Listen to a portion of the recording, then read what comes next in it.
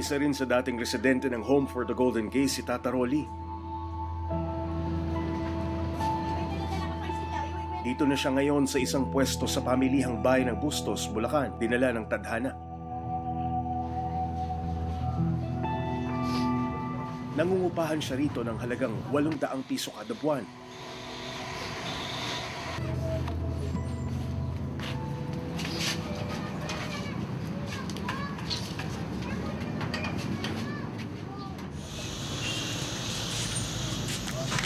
Diretso, Mar, diretso. Sige, diretso. Sige, gitna. Gitna pa, Mar, gitna pa, Mar. Gitna dito. Pero ang nagpapahirap ng husto sa kanyang kalagayan ay ang lubos na panlalabo ng kanyang paningin, sanhi ng glaucoma. Kaya na kami TV, paano ba yun? Pati, hindi ko piyarap. Tubong Negros Occidental si Tata Rolly at makulay ang kanyang kwento kung paano siya napadpad ng Maynila. Pinanganak ako, hindi ako ng magulang ko. Pinagbili ako sa isang Tagalog. Yung pamilya nga ako nandito na taga rito. So magmula ko noon hanggang dito na ako lumaki sa Luzon. Sakay naman ako tricycle.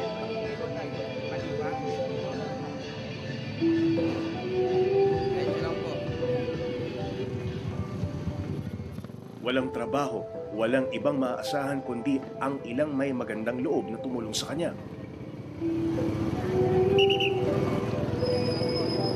Dali lang po, bibili tayo. Wala kayo lang.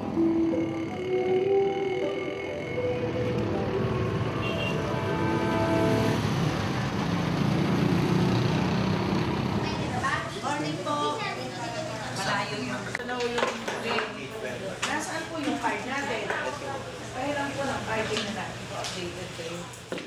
Mapalad din si Tata Rolly dahil nauunawaan ng lokal na pamahalaan ng Bustos ang kanyang sitwasyon.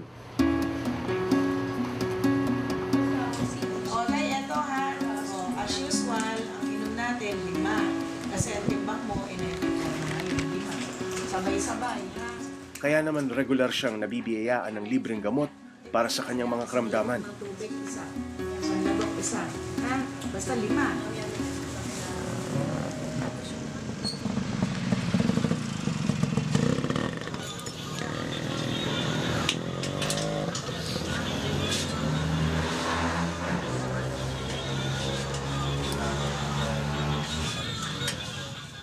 Nag-iisa lamang si Tata Rolly sa maliit na espasyong ito, kaya naman minamadali ng lokal na pamahalaan ng Bustos na maipasok siya sa isang institusyon sa lalong madaling panahon.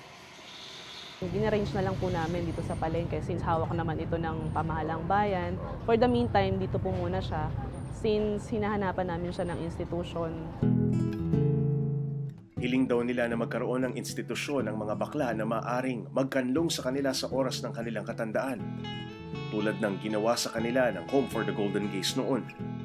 Talagang pinaka-main objective niya talaga, mabigyan ng pabahay at saka kalinga yung mga matatandang bading na napabayaan na ng mga kamag-anak nila. Ang mayroon lamang daw ngayon ay mga lugar na para sa matatanda pero hindi nakatuon sa mismong bakla o tomboy.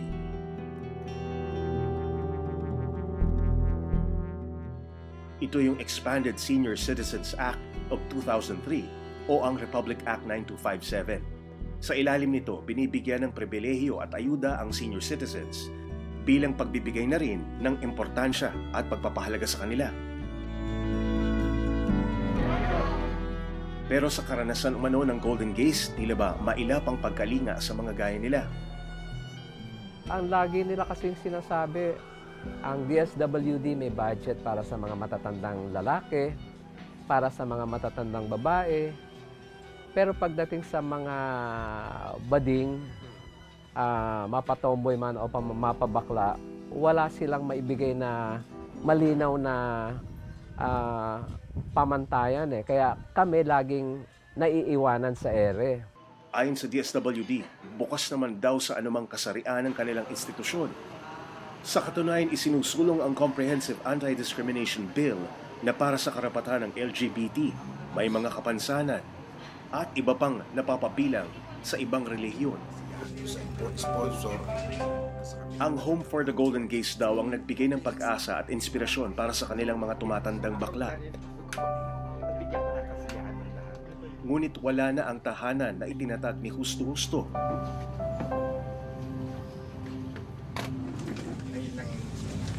May mga kaanak na malalapitan sana si Tata Rolly, subalit ayaw niyang humingi pa ng tulong sa mga ito. Gusto ko makatayo ko sa sarili kong paa. Kaya kung makita sa Sabado, kung makikita niya ako, sila na ang bahala.